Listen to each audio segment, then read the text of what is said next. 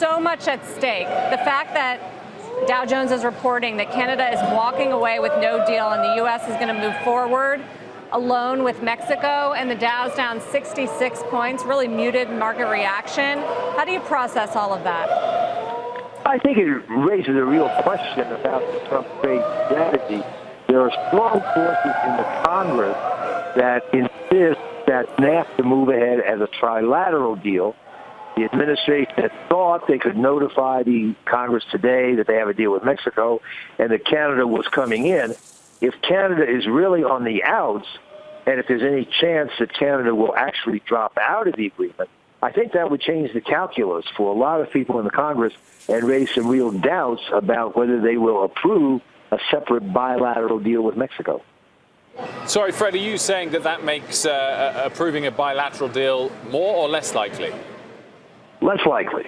I think if Canada really looks like it's outside permanently, which would mean a breakup of NAFTA, no more trilateral agreement with Canada in, that I think would give real pause to a lot of members of the Congress and would raise very, very sharp doubts about whether they would approve the new bilateral agreement with Mexico, leaving Canada totally outside. It raises the question of whether they would have to vote on a dissolution of the NAFTA pact.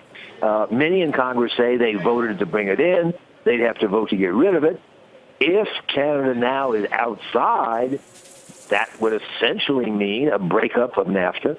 Many in Congress would say they have to vote on that. So it raises a couple of very big questions with the Congress, therefore, whether this whole strategy can proceed.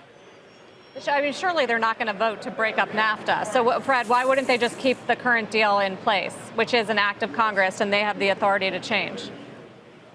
Well, President Trump said on Monday, when he announced the new bilateral agreement with Mexico, that he was essentially tearing up NAFTA.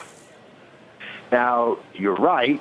One could keep the old NAFTA in place and put a new bilateral with Mexico on top of it. But that's not what the administration had been proposing to the Congress.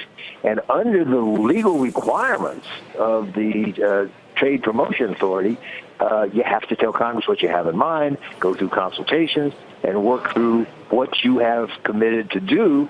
And this turns out maybe to be quite different from what they had committed to do, which was to revise the trilateral agreement with both Mexico and Canada. It's tough to imagine how the administration would move, probably knowing, right, that Congress wouldn't be on board with U.S. and Mexico going at it alone.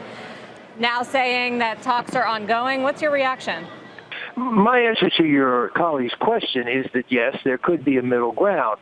The administration has hoped to go up to the Congress today with a pronouncement that they have a deal with Mexico and that they're talking with Canada and that Canada may come into the agreement over the next 90 days.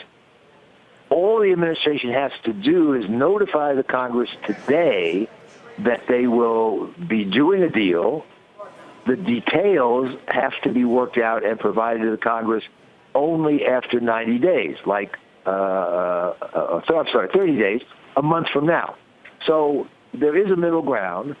If the Canadians agree to that, the administration could say, Mexico's on board, we're talking with Canada, but there's an agreement in principle or a handshake or a detention or something to maintain Canada in the agreement as a trilateral NAFTA agreement, and as required under law, we will send you the details in 30 days. The problem would be if Canada was definitively out and the administration could not tell the Congress that the trilateral NAFTA pact was going to continue. In that case, you'd have, as I said before, a totally different animal, a new bilateral with Mexico, possibly an end to the existing trilateral agreement with NAFTA, and then a completely different animal in terms of what had been consulted about with the Congress, presented to the Congress, and offered to the Congress as an administration proposal,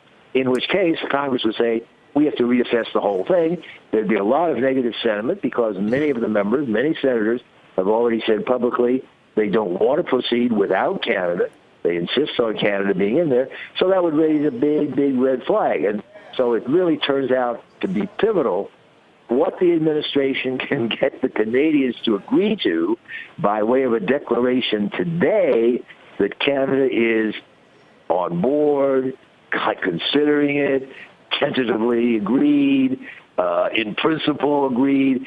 Though I'm sure they're trying to work out some artful language that will enable the administration to go forward to the Congress, but not tie the Canadians' hands as they present the situation to their domestic public back in Canada.